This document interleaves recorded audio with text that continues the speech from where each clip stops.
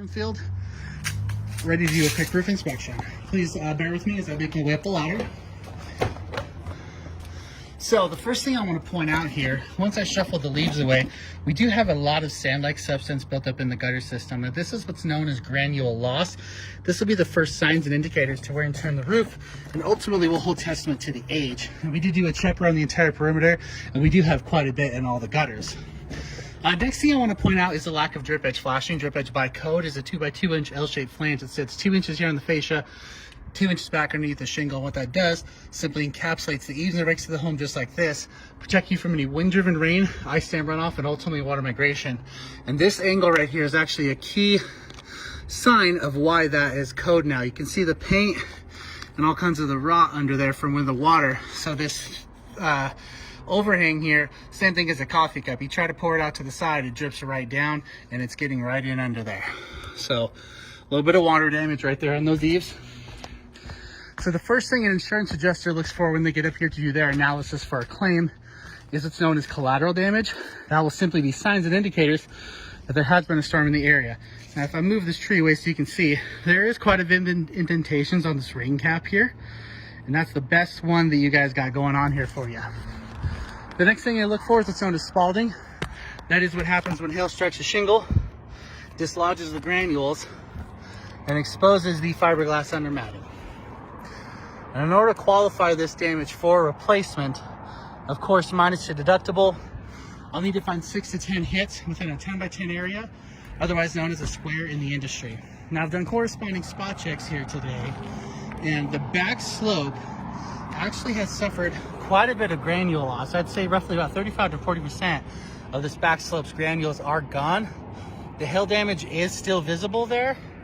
However, it is really hard to see that given the condition of the roof. Next thing I want to talk about is a lot of the nail heads are protruding through the surface. This one actually is coming from inside the attic. So the reason why this is so problematic is because this is a very vulnerable penetration point for water to migrate in. An example of protruding nails is this guy right here. And if you just take that away, that little hole right there, enough to get in and cause that damage. I'm gonna actually push that down for you today. I left it there for the video's sake, but we'll just go ahead and seal that one real quick.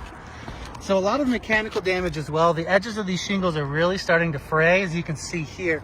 If I go down and look at this angle, you can see how shiny they are. That's the fiberglass that is starting to show through there. We do have quite a bit of wear and tear as far as some of the penetrations go. We got a missing shingle right here that has blown away over time. And actually these hooks here, which are meant for a tie-off for safety, are really starting to protrude here. You can see that gap there. Now water migration, like we talked about at the front there with the drip edge, same thing. It's able to migrate into there, get into the attic space, cause a little bit of a leak, no good. And lastly, I want to talk about is a couple of the boot jacks. This is probably the worst one.